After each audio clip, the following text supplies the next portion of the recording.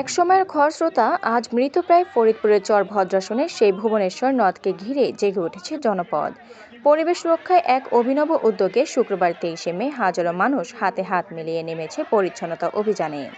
নিছক একটি কর্মসূচি নয়, এটি যেন হয়ে উঠেছে নদী রক্ষায় স্থানীয়দের এক গভীর অঙ্গীকারের প্রতীক।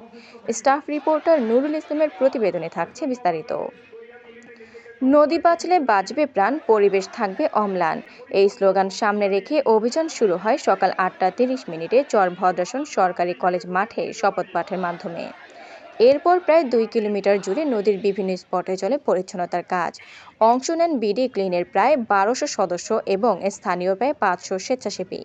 এই ব্যতিক্রমী কর্মসূচির আয়োজন করে চর ভদ্রাসন উপজেলা প্রশাসন, save the Bhubaneswar river committee এবং বিডি ক্লিন। শুধু স্থানীয়ই নয়, দেশের বিভিন্ন জেলা থেকেও স্বেচ্ছাসেবীরা এসে যোগ দেন এই পরিবেশ রক্ষায়।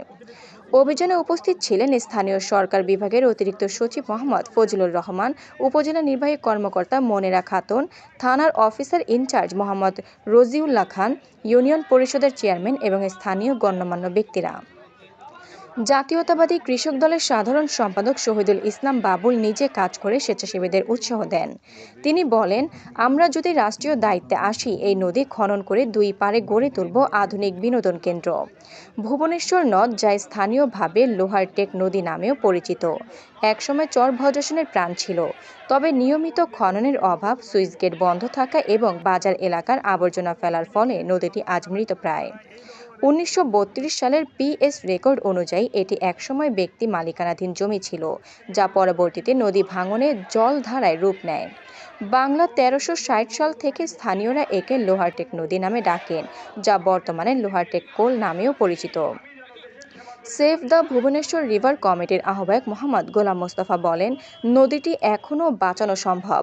প্রশাসনের সহায়তা এবং জনগণের স্বতঃস্ফূর্ত অংশগ্রহণ আমাদের পথ দেখাচ্ছে।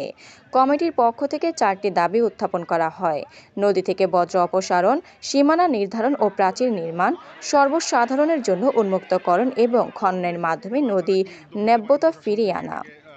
এই কর্মসূচি শুধু একদিনের অভিযান নয়, এটি ভুবনেশ্বর নদকে পুনরুজ্জীবিত করার আন্দোলন।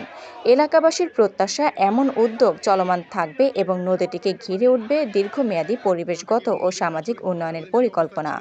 আফরিন মোমো, দৈনিক খোলা চোখ। আপনার স্বপ্নের যাত্রা হোক ফ্লাই ইনফিনিটির সাথে।